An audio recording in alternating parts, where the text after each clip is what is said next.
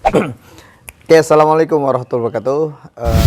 Teman-teman semua, teman-teman sahabat Salam Dhafari yang dimuliakan Allah SWT. Kembali lagi duduk bareng ya. Kali ini kajiannya agak lembut guys. Gue nggak teriak-teriak kali ini, gue nggak marah-marahin. Karena kali ini kita kedatangan guru kita nih. Nih seorang ustadz yang luar biasa. Ketika beliau lagi bicara Quran, itu bikin kita tuh terpesona dengan Quran. Jadi buat teman-teman yang saat ini masih jauh dengan Quran, masih enggan dekat dengan Quran, masih belum bersahabat dengan Quran, pantengin ya, pantengin Ustadz Alam di channelnya. Nanti juga kalian akan tahu bagaimana Quran tuh memang luar biasa dan menjadi inspirasi kita bersama. Oke, kita sapa dulu. Assalamualaikum Ustadz. Waalaikumsalam warahmatullahi wabarakatuh. Alhamdulillah sehat. Masya Allah, ini luar biasa. Ustadz Alam, aktivitas apa Ustadz? Gimana Ustadz? Saya profesional, okay. Pekerja gitu ya, tenaga kerja secara profesional dan yang punya kewajiban juga untuk melakukan dakwah. Nah, kadang-kadang itu yang kita lupakan kan, profesionalnya full profesional, tapi ketika dakwah kita nggak profesional. Kita nggak profesional. Jadi lebih kurang bahasanya gini, beliau tidak mau memberikan sisa waktu untuk Islam, tapi menghabiskan waktunya untuk Islam. Lebih kurang gitulah. Oke, guys, alhamdulillah kita mau bicara panjang tentang Quran, yang mana Quran ini kita tahu sebagai inspirasi yang nantinya beliau juga akan sampaikan. Oke, Ustadz, kayak antum kan bergelut banyak di dunia Quran yang mengajak umat menjadikan Quran ini inspirasi dalam hidup, bahkan mengaktualisasikan Quran dengan kehidupan sehari-hari. Terus bagaimana tuh Ustaz, caranya antum mengajak umat itu yang tadinya enggan, terus yang tadinya malas baca Quran, terus tersadarkan supaya Quran itu menjadi yang luar biasa, istimewa di dalam hidup itu. Oke, mungkin saya cerita gini dulu ya. Pada awalnya saya mungkin sama dengan sahabat semuanya ya, sahabat Muslim semuanya, kehidupan normal, ya sekolah, kemudian bermain, kemudian ya melakukan aktivitas kita, belajar Islam, ya belajar gitu loh, tahu cara wudhu, cara sholat, bacaan, kita hafal semuanya. Kemudian sampai di sebuah titik saya ngerasa gini, kalau saya di Madura, itu khatam Quran di bulan Ramadan itu hal yang biasa. Hal biasa. Bahkan kakek saya, seorang pedagang, entrepreneur, sebulan bisa 6 kali khatam. Subhanallah. 6 kali khatam gitu loh, sambil jaga toko gitu ya. Dan bukan sesuatu hal yang istimewa kalau misalnya orang Madura menghatamkan Quran. Jadi hal yang biasa gitu ya. Nah, kemudian akhirnya saya selesai SMA, kemudian kuliah. Nah, di situ mulai ada kegelisahan dalam hati itu. Ya, saya memang hatam, tapi saya nggak pernah ngerti isi keseluruhan Qurannya. Mencoba ketika waktu dulu SMA, baca terjemahan Quran. Saya punya tuh, dikasih hadiah, dan zaman dulu kan mendapatkan terjemahan Quran kan mahal ya. Paling kita dapatnya dari mana coba? Orang yang habis pulang haji, umroh, terus dapat Quran terjemahan tuh. Kita seneng banget terima itu. Terus baca beberapa ayat atau beberapa lembar, waduh, kok nggak paham, nggak ngerti. Akhirnya kita tinggalin tuh. Nah, dari situ akhirnya kalau bahasa sekarang itu jadi kepo. Ini sebenarnya Quran isinya apa sih? Banyak hal yang tadinya kita nggak paham gitu ya. Ini apa sih sebenarnya maksudnya gitu loh. Kayak misalnya di dalam sebuah surat gitu ya, bercerita tentang kuda perang gitu loh. Kan kalau kita belajar Islam itu cara berwudu, itu kan langsung direct gitu loh. Tapi kenapa dalam Al-Quran itu bercerita tentang kuda perang, terus manfaatnya buat kita itu apa? Nah, itu kan tanda tanya pada diri ini gitu loh. Apa ya?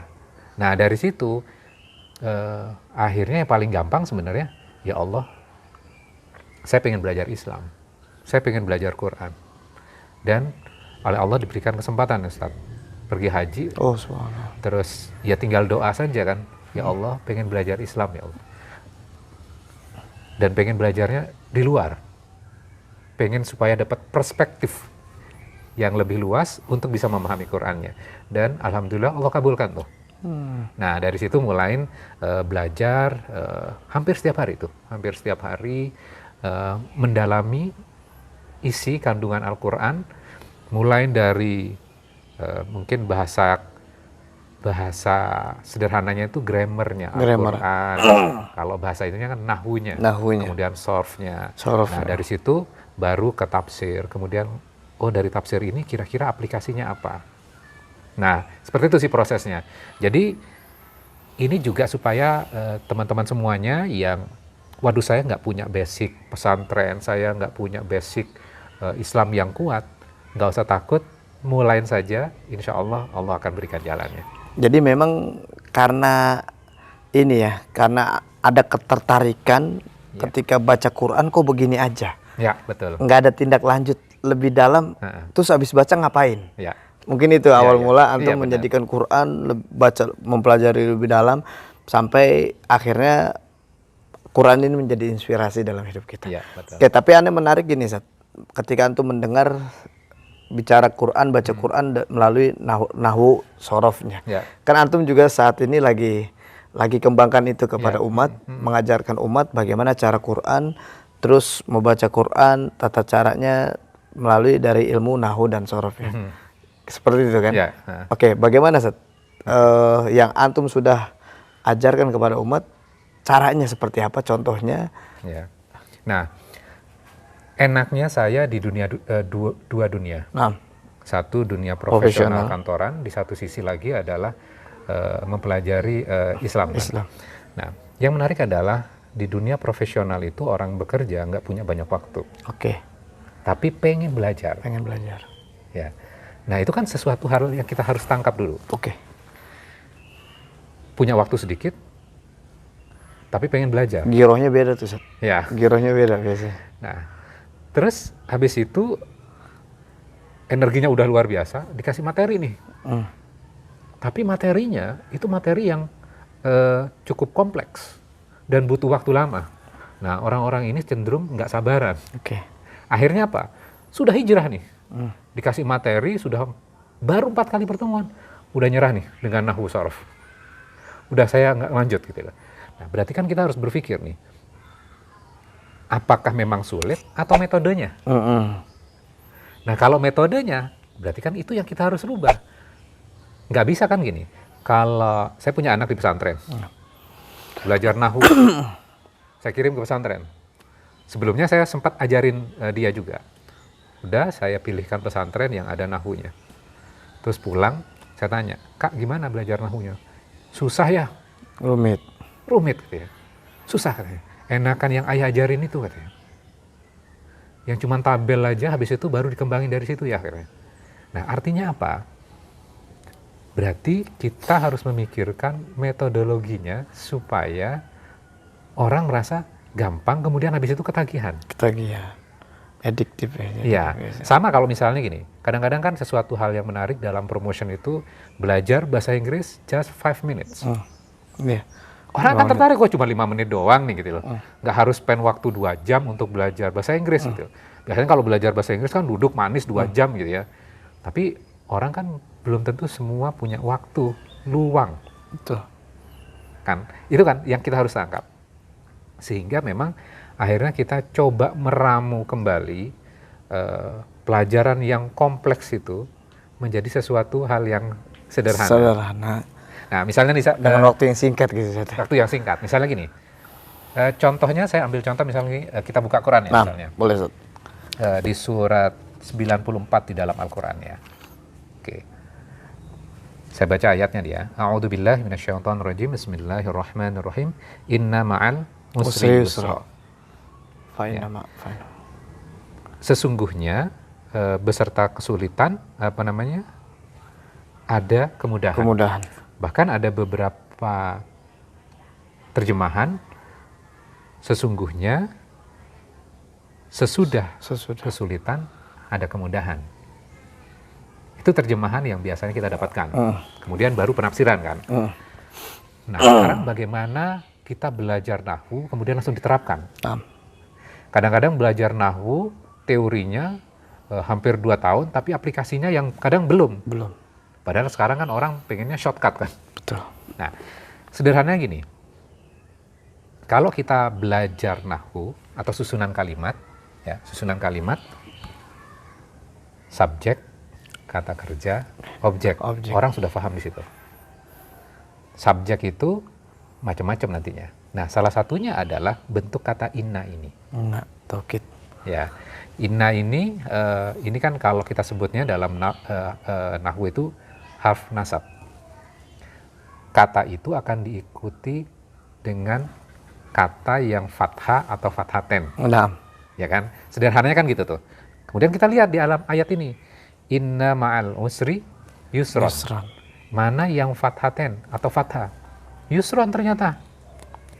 Padahal dalam formulasinya, inna itu pasti akan gandengan dengan sebuah kata yang nasab dan itu akan menjadi subjek. Sehingga kalau diterjemahkan harus jadi satu dulu tuh. Nah. Maka kita lihat di dalam ayat ini. Oh, berarti sesungguhnya yusronnya ditarik ke depan.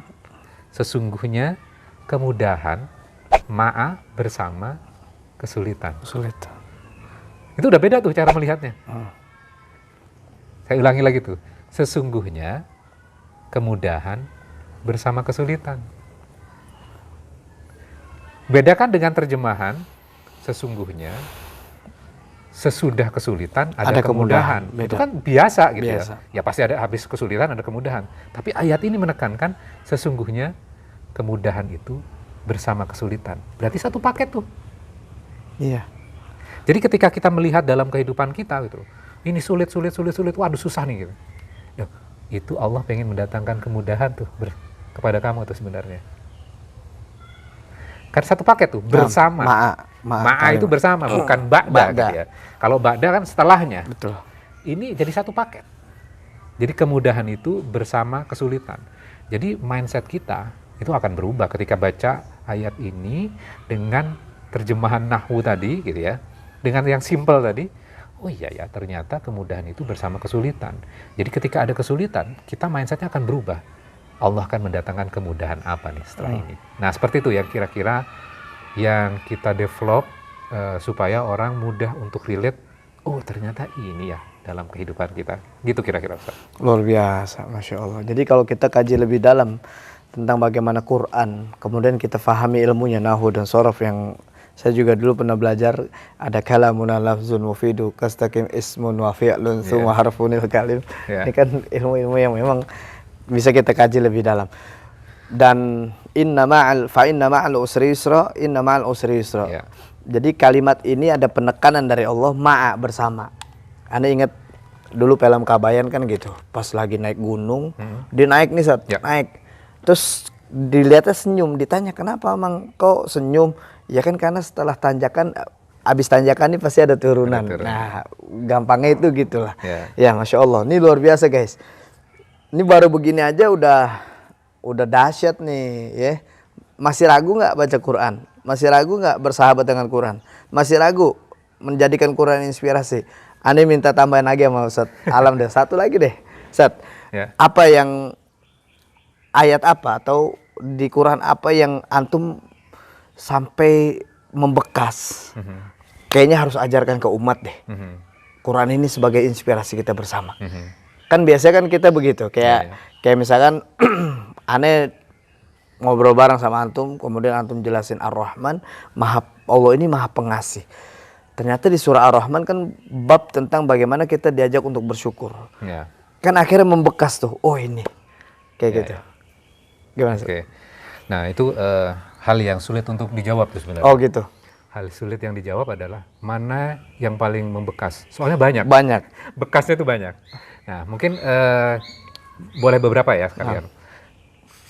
Ini terus terang saya sedang mendalami yang kaitannya dengan balaghah. Oh luar biasa. Balaghah itu kan tentang kesastraan sebenarnya. Kesastraan di dalam Al-Quran. Seringkali kan ustadz-ustadz kita, kiai-kiai kita mengatakan Quran itu sangat indah. Cuman permasalahannya adalah gimana kita akan melihat keindahannya. Kalau kita tidak punya basic tata bahasanya. Ya kan? Nah, yang menarik adalah ketika kita buka Al-Quran ini sampai di surat Al-Baqarah. bagian awal itu Allah sudah kasih balaghahnya. Balaghah. Balaghah itu kan kata yang sebenarnya adalah menjelaskan perumpamaan yang gampang untuk kita pahami. Betul. Bukan yang sulit. Bukan sulit. Harus yang pakai ilmu apa gitu, ternyata enggak gitu loh. Balaghah itu sesuatu hal yang sederhana sebenarnya. Ketika kita paham kuncinya saja, maka kita bisa pahami. Pahami. Nah, di dalam surat Al-Baqarah itu kan sampai ayat ke-20 misalnya. 20. Ayat 1 sampai ayat ke-5 itu menjelaskan tentang orang-orang yang bertakwa. Iman bertakwa. Ayat 6 dan 7 tentang orang kafir. orang kafir. Orang kafir nggak perlu banyak ayat untuk menjelaskannya. Munafik 8 sampai 8 sampai 20 nih. Munafik. Banyak ayat nih. Nah, kemudian di dalam surat bagian kelompok yang munafik itu Allah kasih perumpamaan. Dikasih 2 perumpamaan. Perumpamaan pertama nih. Saya ambil yang kedua dulu ya. Di ayat ke-19 itu atau seperti orang-orang yang ditimpa hujan. Oke. Hujan lebat dari langit disertai kegelapan, petir, dan kilat. Kemudian mereka menyumbat telinga dengan jari-jarinya. Menghindari suara petir itu karena takut mati. Allah meliputi orang-orang yang kafir. Itu ayat 19. Ayat 20-nya, hampir saja kilat itu menyambar penglihatan mereka. Setiap kali kilat itu menyinari, mereka berjalan di bawah sinar itu, dan apabila gelap menerpa mereka, mereka berhenti. Sekiranya Allah menghendaki, niscaya Dia hilangkan pendengaran dan penglihatan mereka. Sungguh Allah Maha Kuasa atas segala sesuatu. Nah, ini kan kita harus pahami nih. Nah. Apa ini dahsyatnya ayat ini? Perumpamaan ini. Ternyata luar biasa ayat ini. Hujan lebat dari langit disertai kegelapan, petir, dan kilat. Itu dulu yang kita harus pahami itu. Nah, sekarang kita pahami sederhananya gini. Hujan itu simbol apa sebenarnya? Rahmat atau bencana? Rahmat. Rahmat. Makanya sampai ada doa atau sholat untuk meminta hujan kan? Untuk meminta rahmat kan? Jadi hujan itu dari langit itu adalah rahmat. Pertanyaan berikutnya adalah, mungkin nggak hujan itu akan turun kalau di langitnya tidak diliputi oleh kegelapan? Harus ada tumpukan awan dulu. Betul. Ya, yang cukup dulu airnya, maka gelap tuh. Gelap. Sebelum turun biasanya ada guru, ada petir juga. Jadi ternyata kegelapan yang di langit itu bukan simbol bencana, tapi simbol apa? Ini simbol rahmat. Rahmat. Hujan itu akan turun didahului dengan gelap, petir, dan awan. Jadi jangan takut. Nah, itu kan dahsyat tuh. Ternyata ini luar biasa ya Allah memberikan gambaran. Nah, seringkali kita dalam kehidupan kita sekarang kita ngambil inspirasinya. Seringkali dalam kehidupan kita, wah kayak kegelapan nih. Masalah pribadinya luar biasa, masalah dengan orang lain luar biasa. Belum lagi masalah negara. Waduh, ini kayak kita banyak sekali. Saat ente ngomong negara, ane jadi lapar. Monggo silakan. Aja lapar. Sambilan Sat ya. Ya, Sat sambilan Sat. Nah, lanjut. Kan kita ngelihat masalah pribadi, masalah tetangga, masalah di kantor, masalah perpolitikan, masalah Islam yang dihina, dilecehkan, menerima ketidakadilan, kegelapan ini. Pertanyaannya habis itu kan kita, kadang-kadang kan kita ngelihatnya adalah masalah. Ini nggak ada solusinya nih. Kenapa Allah mengizinkan ini terjadi semuanya? Bukankah kita di agama yang benar misalnya? Nah. Kok gini-gini amat sih hidup gitu? Ternyata Allah mendatangkan masalah-masalah itu ada tujuannya. Allah akan turunkan air hujan dari langit, Allah turunkan rahmat. Nah, sekarang cara pandang kita saja kan, gimana caranya kita melihat, wah ini ada kemudahan nih. Nyambung sama inna ma'al usri yusra tadi ya. Ini Allah akan mendatangkan kemudahan kepada kita nih. Gitu ya. Jangan seperti orang-orang munafik. Orang munafik seperti itu, mereka nutup telinganya. Bisa jadi gitu loh. Kita termasuk definisi orang-orang itu loh. Ini Allah akan mendatangkan kebenaran. Allah berdakwah, ditutup telinganya. Kebenaran mau datang gitu loh. Tidak mau membela kebenaran juga, berarti kan menutup telinga mereka juga. Ya berarti nggak ada gunanya dong punya telinga, punya mata. Kemudian ayat 19 itu Allah tutup, Allah meliputi orang-orang kafir. Duh, padahal ngomongin tentang orang-orang munafik loh. Orang munafik itu bagi Allah sama saja. Itu kelompok orang kafir sebenarnya. Kafir. Cuma namanya saja, tapi definisinya akan sama tuh. Nah, ini juga kan akan membuat sebuah inspirasi ya buat kita. Bagaimana cara kita melihat permasalahan yang gelap gulita itu, kita jadi ringan. Padahal kita jadi bahagia kan. Kira-kira gitu Ustaz. Itu baru satu nih. Masya Allah. Baru satu. Kemudian, apalagi? Bentar, saya ingat-ingat. Nah, di Madura nih. Oke. Madura itu tipikal masyarakat yang saya dari kecil itu udah yasinan. Ada orang lahir yasinan. Yasinan. Ada orang meninggal yasinan. Ada selamatan yasinan. Jadi walaupun kita nggak menghafal yasin, jadi hafal. Hafal, betul. Suruh ngelanjutin tuh udah hafal. Betul, Ustaz. Jadi biasanya sampai titik tertentu dikasih yasin itu udah nggak usah, udah bisa ngafalin gitu ya. Dan sekarang kan sibuk orang bicara tentang bid'ah, tidak bid'ahnya. Nah, kalau saya nggak concern kepada bid'ah nggak bid'ahnya, saya lebih concern kepada orang baca yasin, hafal, tapi berulang-ulang, bertahun-tahun, tapi nggak ngerti isinya yasin. Nggak ngerti isinya. Nggak ngerti isinya yasin. Betul. Padahal ada pelajaran yang sangat berarti di situ, Luar biasa. di dalam surat yasin. Betul. Nah, surat yasin kita buka aja ya. Ayat berapa, Ustaz? Ayat, bentar. Ayat 26 tuh. Qila dkhulil jannah qala ya laita qaumi ya'lamun. Ya, betul. Terjemahannya Ustaz? Qila dkhulil jannah. Dia katakan masuk surga. Qala ya laitani qaumi ya'lamun. Untuk ya laitani qaumi ya'lamun. Bagi kaumku yang mereka mengetahui. Ya, dikatakan Katakan. masuklah ke surga. Kemudian laki-laki itu berkata, alangkah baiknya sekiranya kaumku mengetahui. Nah, balik lagi nih. Ketika kita memahami Quran, itu kita harus bisa paham konteksnya. Betul. Nggak bisa cuma cuplik satu ayat kemudian ditafsirkan. Paling gampang adalah kita baca ayat-ayat sebelumnya. Ya, ayat yang di atasnya. Ternyata konteksnya apa? Ada laki-laki dari ujung kota mendatangi kaumnya. Kaumnya lagi ngapain? Kaumnya sedang mendustakan 3 utusan. 3 utusan loh didustakan. Kemudian biasanya kalau sudah ada utusan, ya udahlah kita nggak usah ikutan dakwah lah. Kan kira-kira gitu kan.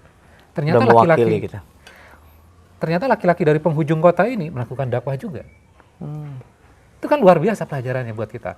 Kadang-kadang dalam kehidupan kita kan ada, itu kan tugasnya kiai, itu tugasnya ustadz lah gitu ya. Kita nggak usah lah. Kita kan orang awam. Ya itu tugasnya mereka. Kita ya Islam yang biasa-biasa saja, gitu kan. Supaya kita bisa berbaur.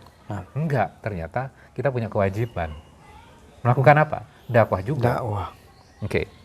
Terus bayangkan 3 utusan didustakan, bahkan mau diancam, mau dibunuh.